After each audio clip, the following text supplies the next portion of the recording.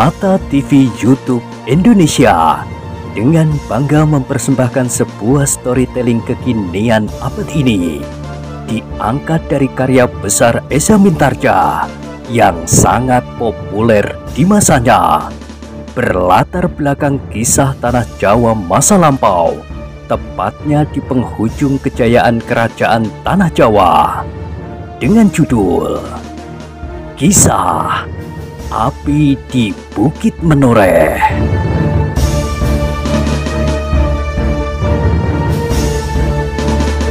Pada kesempatan yang sangat baik ini, kita masuk pada episode yang ke-422. Selamat menikmati.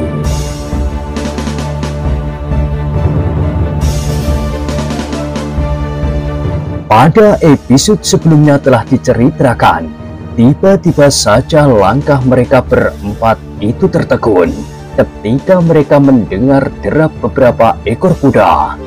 Sejenak kemudian muncullah di hadapan mereka dalam keremangan malam bayangan beberapa orang berkuda mendekatinya, sehingga mereka pun harus segera menepi. Tetapi ketika tampak oleh para penunggangnya, maka kuda-kuda itu pun segera berhenti beberapa langkah dari Kiai Gringsing dan rombongannya. "Siapakah kalian?" terdengar salah seorang dari mereka bertanya. Kiai Gringsing mengerutkan keningnya. Ternyata mereka adalah prajurit-prajurit Pajang. Agaknya mereka sedang meronda, namun memang agak berlebih-lebihan bahwa di daerah yang aman ini mereka meronda bersama-sama 4 orang sekaligus. Tetapi mungkin juga mereka mempunyai kepentingan lain, desis Kiai Gringsing di dalam hatinya. "Siapa Prajurit itu mengulangi. "Kami orang-orang Sangkal Putung, Tuan," jawab Kiai Gringsing. "Dari mana?" Sejenak Kiai Gringsing termangu-mangu, namun kemudian katanya, "Kami baru saja kembali dari Prambanan menengok saudara kami yang tinggal di sana." "Kenapa malam-malam begini? Kenapa tidak besok pagi atau siang tadi?" "Kami berangkat pagi-pagi dari Sangkal Putung, dan kami berusaha untuk hari ini juga sampai di rumah kami, Tuan. Karena besok kami mempunyai kewajiban di sawah dan di ladang kami." Sejenak prajurit-prajurit itu mengamat-amati Kiai Gringsing dan kawan-kawannya. Karena tidak ada yang mencurigakan, maka prajurit-prajurit itu pun kemudian berkata kepada mereka, "Hati-hatilah." Kiai Gringsing memandang orang-orang berkuda itu sejenak, namun ia tidak sempat menjawab dan bertanya apapun lagi. Orang-orang berkuda itu pun segera meninggalkan mereka berdiri termangu-mangu. Ketika orang-orang berkuda itu sudah menjadi semakin jauh, maka Kiai Gringsing pun berdesis, "Kenapa harus berhati-hati? Bukankah daerah ini sekarang menjadi daerah yang aman?" Ki Sumangkar mengangguk-anggukkan kepalanya. Katanya, "Iya, daerah ini sebenarnya termasuk daerah yang aman sekarang. Mungkin sebagai prajurit adalah menjadi kebiasaannya untuk berpesan begitu kepada bawahannya atau kepada siapapun juga." Kiai Gringsing pun mengangguk-anggukkan kepalanya pula, tetapi pesan itu telah berkesan di hatinya. Meskipun demikian, ia tidak bertanya-tanya lagi tentang pesan itu. Ternyata seperti gurunya, Agung Sedayu pun mempersoalkan pesan itu di hatinya. Namun kemudian ia berkata, "Mungkin aku terlampau peka mendengar setiap pesan orang lain.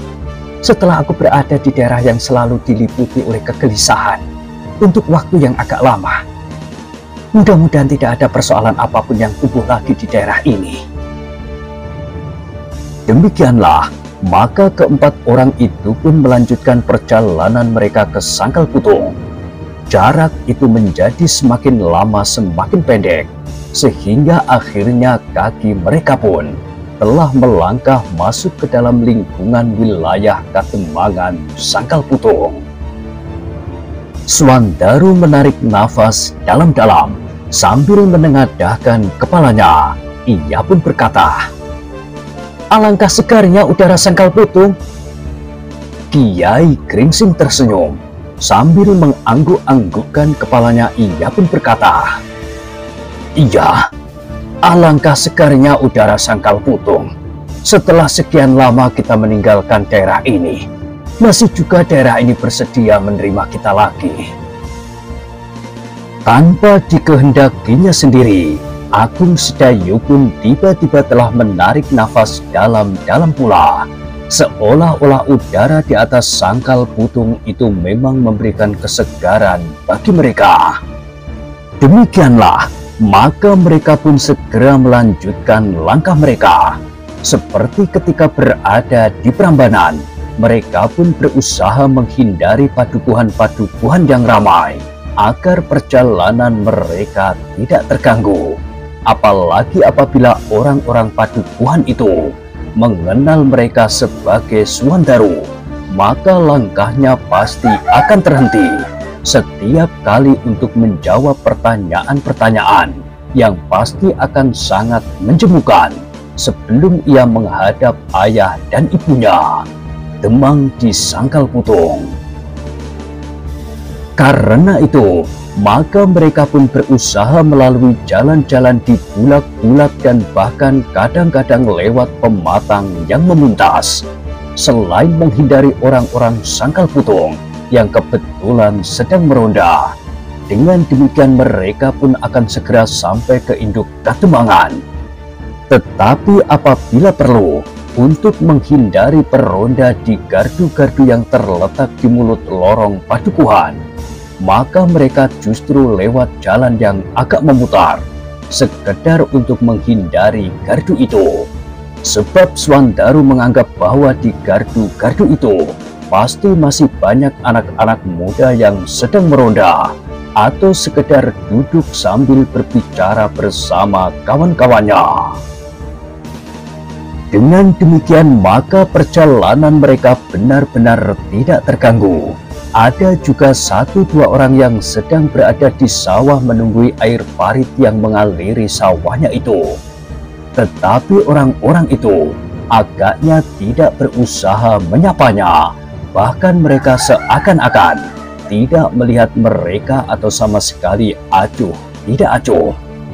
Namun sikap-sikap itu tidak begitu menarik perhatian, apalagi Swandaru yang ingin segera sampai ke rumahnya menemui ibu bapaknya.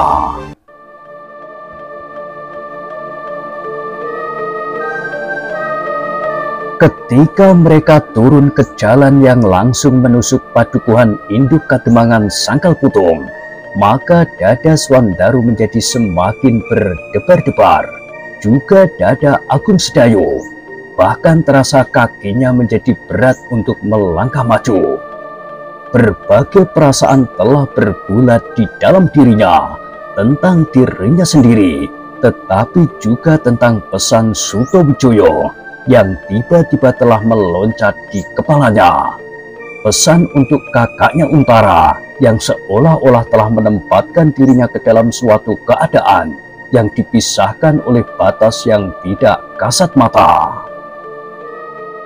Tetapi Agung Sedayu berusaha menenangkan dirinya, katanya di dalam hati, "Biarlah aku pikirkan besok. Aku masih belum akan bertemu dengan Kakang Untara malam ini. Bahkan besok pun belum."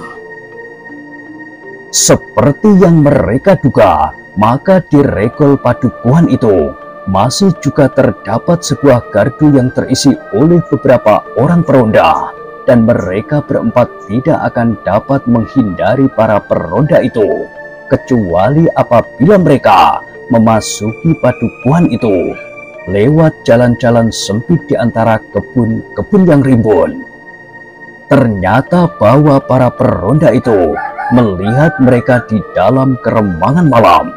Salah seorang dari para peronda itu meloncat turun dari gardu dan berjalan maju beberapa langkah, disusul oleh 2 orang yang lain.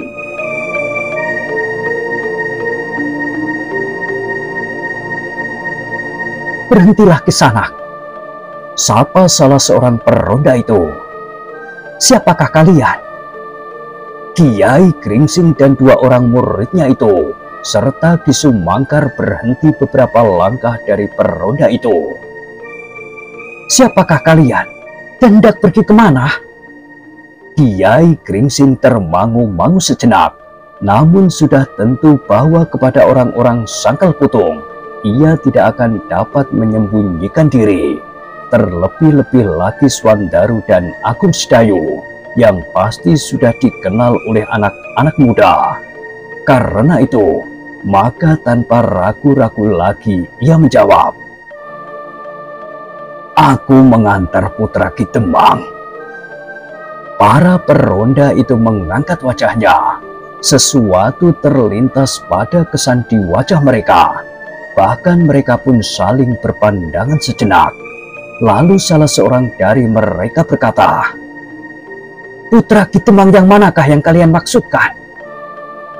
Kiai Gringsing menepuk bahu Swandaru, lalu didorongnya anak muda itu maju selangkah sambil berkata, "Apakah kalian pernah mengenal anak muda yang bulat ini?"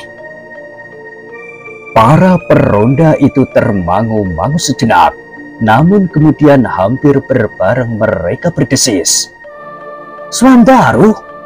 Swandarukah ini?" Swandaru tidak menjawab. Ia hanya tersenyum melihat tingkah laku para peronda itu. Mereka yang masih berada di atas gardu itu pun segera berloncatan turun. Serentak mereka maju mendekati anak muda yang gemuk itu dan mencoba mengamat-amatinya di dalam kerembangan malam.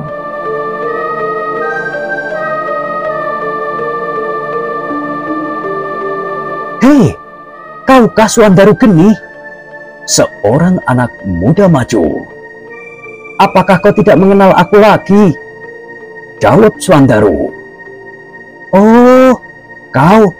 Seorang anak muda yang lain menepuk perutnya.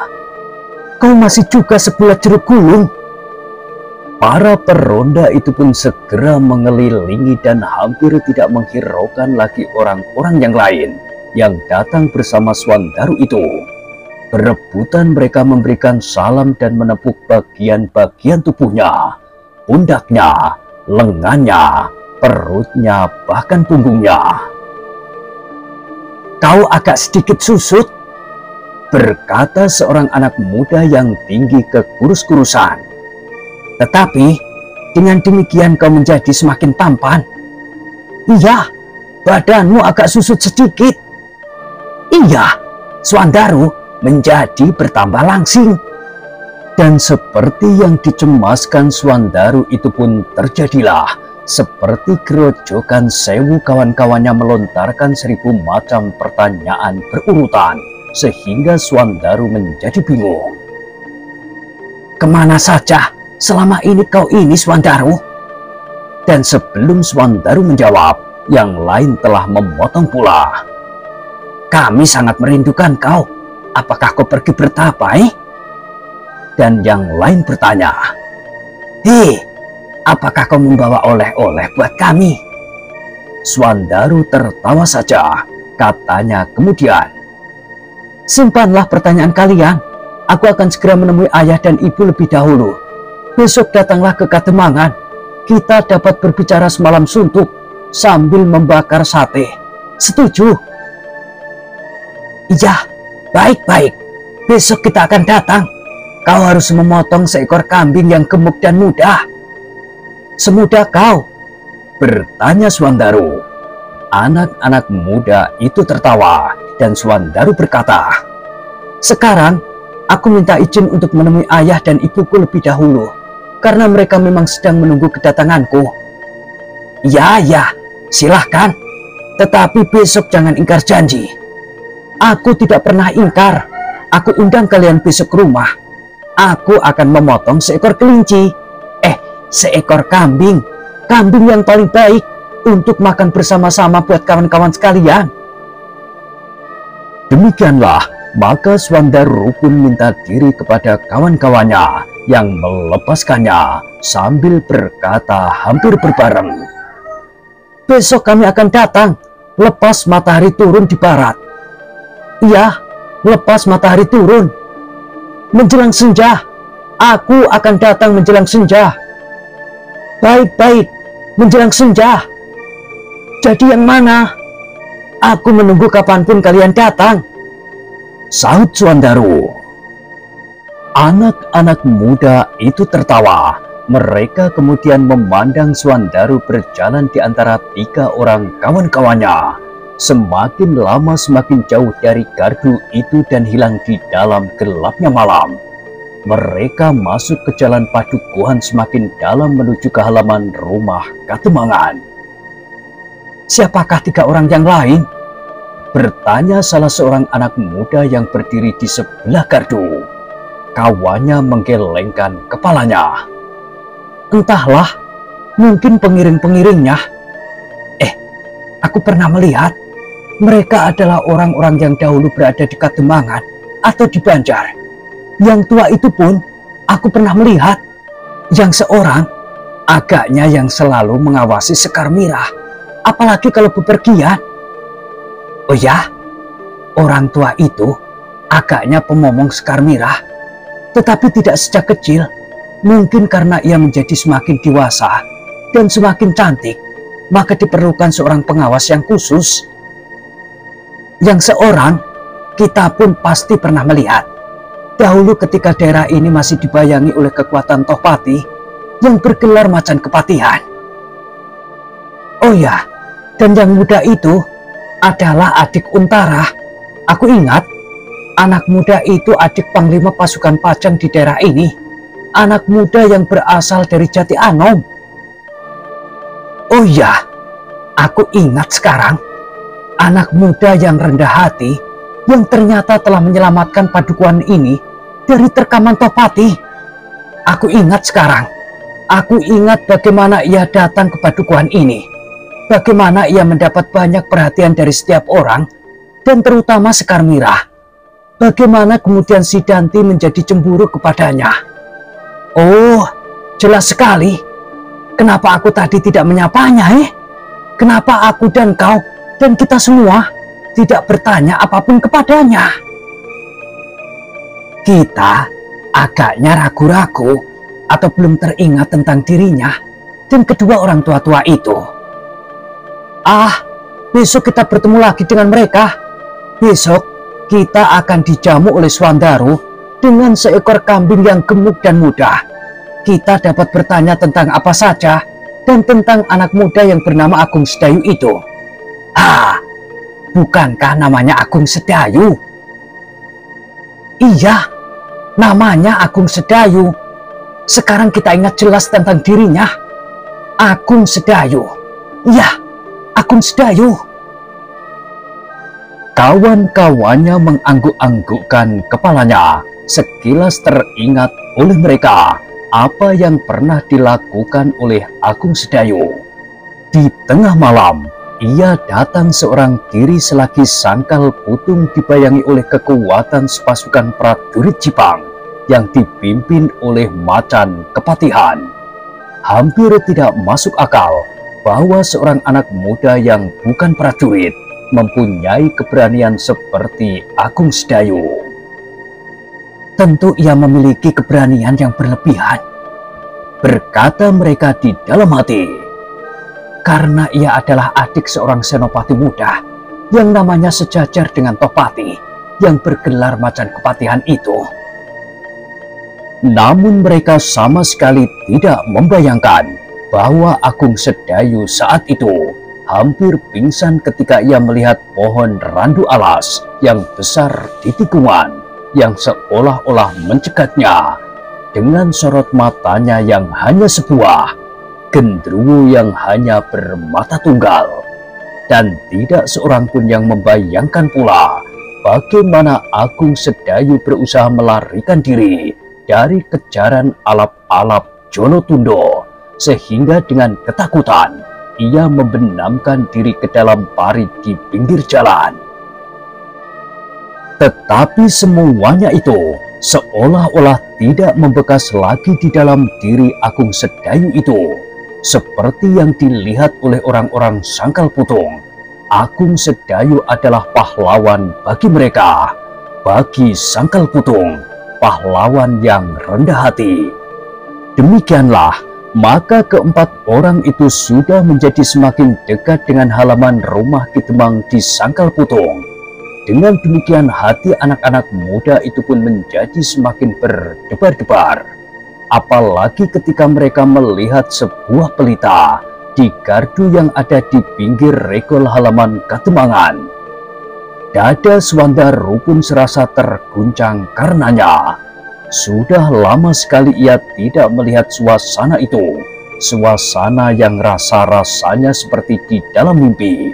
Setelah untuk beberapa lamanya, Swandaru berada di pinggir alas Mentaok, bergulat dengan hantu-hantuan yang dikendalikan oleh Kiai Damar dan Kiai Telapak Jalak. Seperti di gardu di ujung lorong, maka para peronda di regol halamannya itu pun menjadi ribut. Mereka mengerumuni Swandaru sambil menepuk-nepuk tubuhnya yang gemuk itu. "Seluruh Katemangan sudah menunggu kedatanganmu," berkata salah seorang dari mereka. Swandaru mengangguk-anggukkan kepalanya. "Terima kasih, agaknya karena itulah aku selalu kedutan di belakang telinga." Agaknya keributan di halaman itu telah membangunkan Ki Temang di Sangkal Putung, sehingga ia pun kemudian bangkit dan pergi ke pintu peringgitan. Kenapa anak-anak itu menjadi ribut? Ia bertanya kepada diri sendiri. Ki Temang pun kemudian membuka pintu peringgitan dan menjenguk ke halaman. Dilihatnya beberapa orang yang berkerumun sambil berbicara di antara mereka. Sejenak Ki Temang termangu-mangu, namun kemudian ia pun melangkah mendekati para peronda yang sedang ribut itu.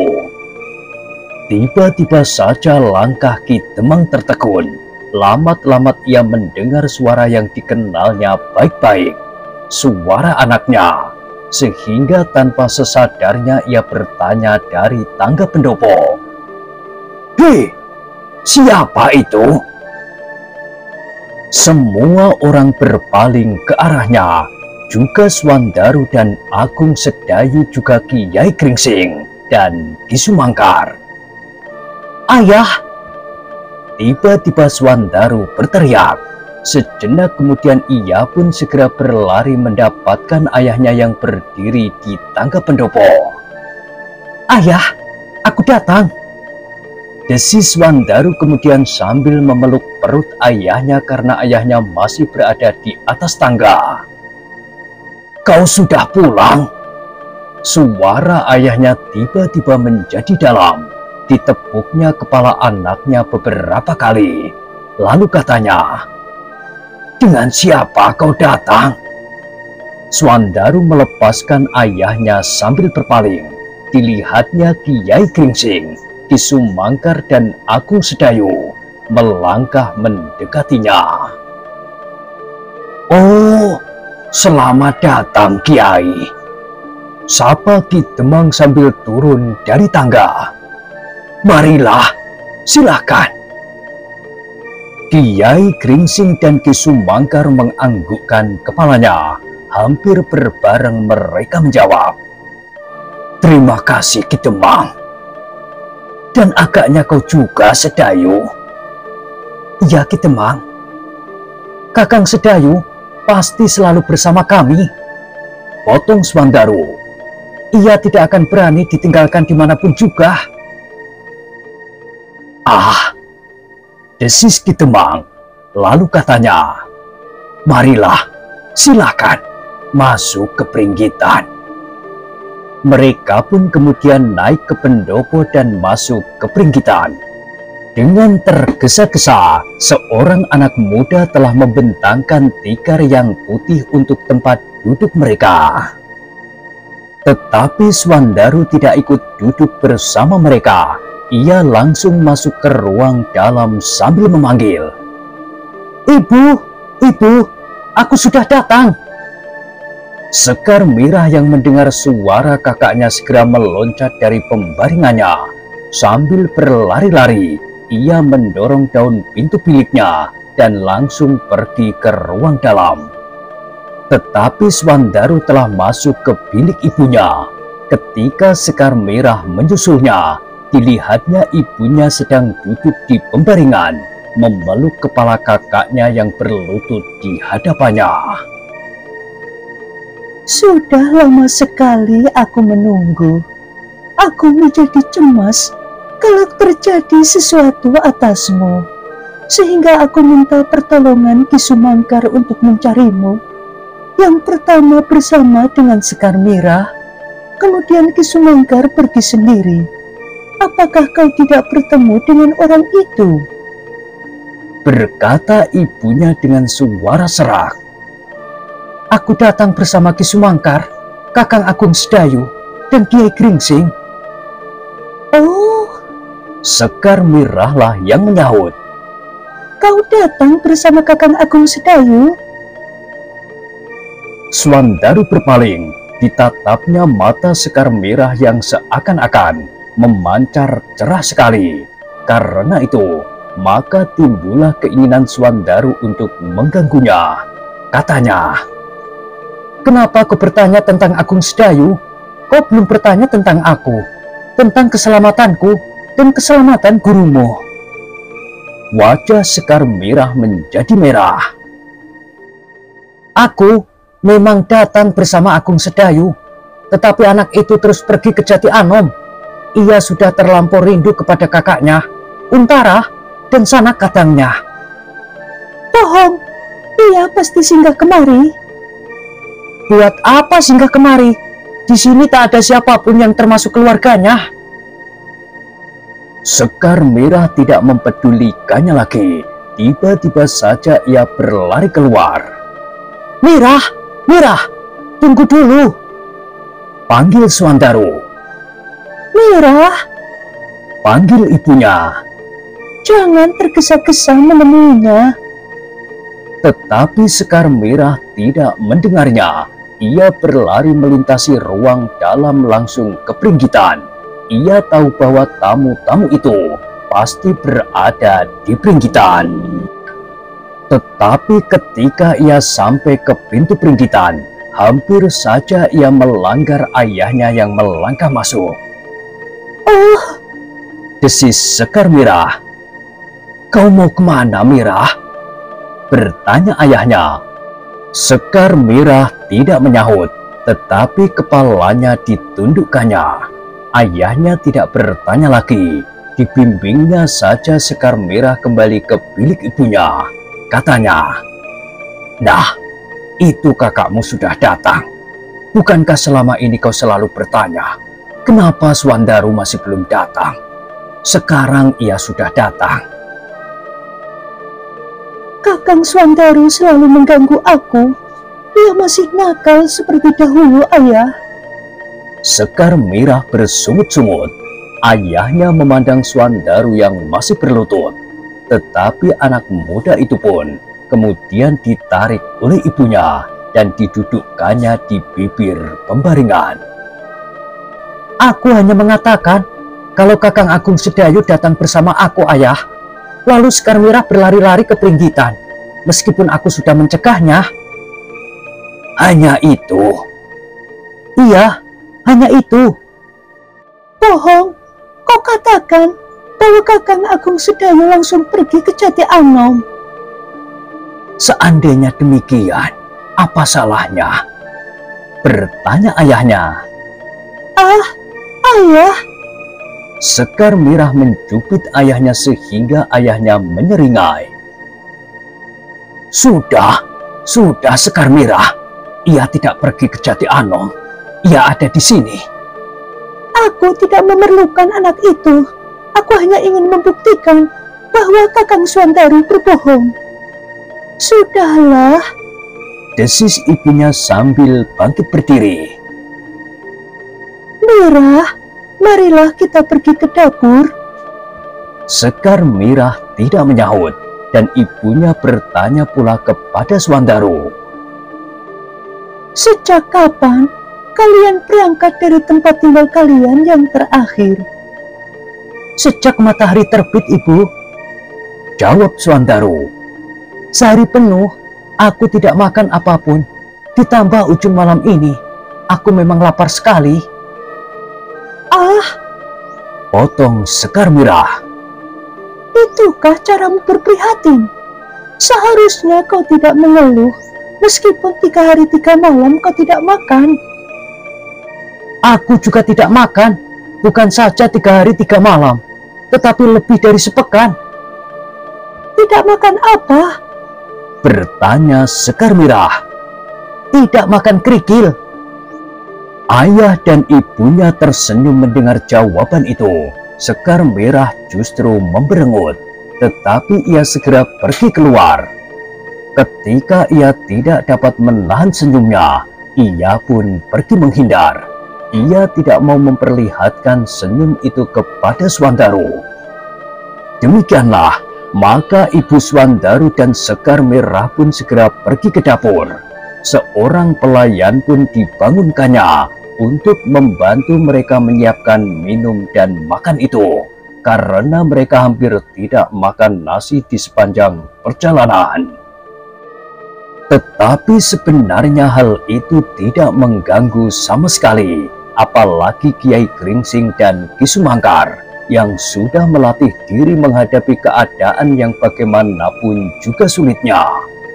Sedangkan Agung Sedayu dan Swandaru pun sudah berlatih pula untuk mengurangi makan dan minum serta keperluan-keperluan jasmania yang lain, untuk membiasakan diri apabila mereka menghadapi keadaan yang sulit di luar perhitungan mereka.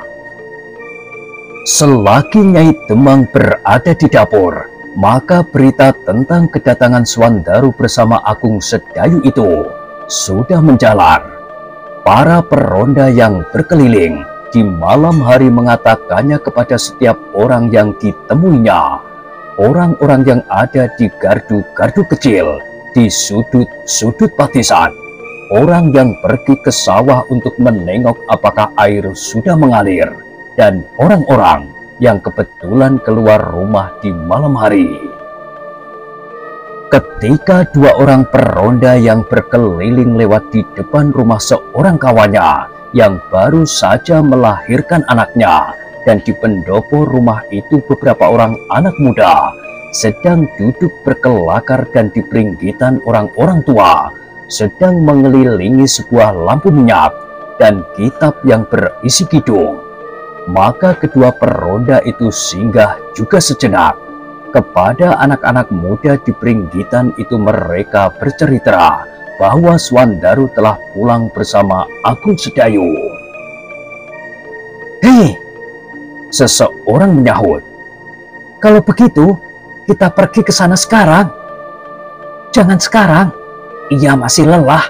Besok kita diundang untuk makan dan mendengarkan ceritanya. Ia akan memotong seekor kambing." Anak-anak muda itu mengangguk-anggukkan kepalanya. Sejenak mereka saling berpandangan.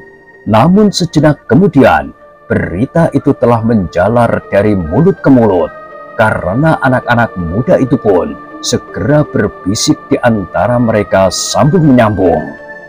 Ketika kedua orang peronda itu meninggalkan halaman, maka semua orang yang ada di rumah itu sudah mendengar bahwa Swandaru telah datang.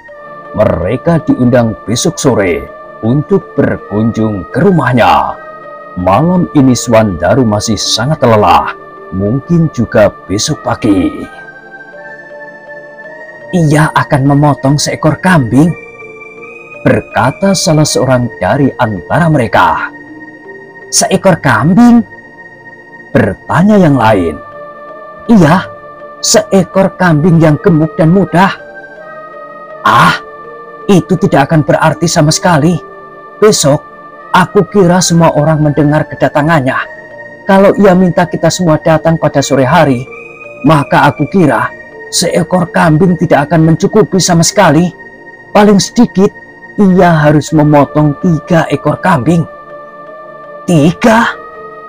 Iya.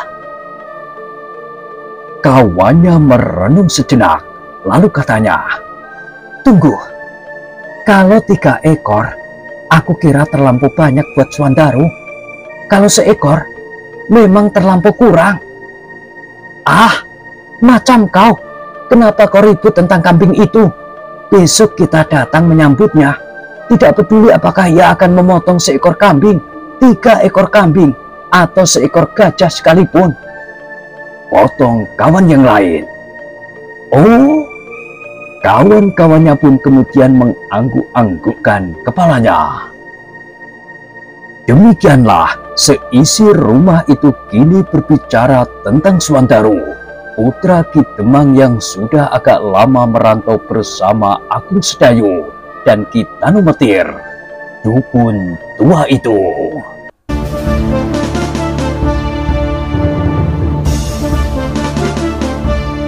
Nah, bagaimanakah kisah selanjutnya? Silahkan ikuti terus kisah Api di Bukit Menoreh pada episode berikutnya. Sampai jumpa.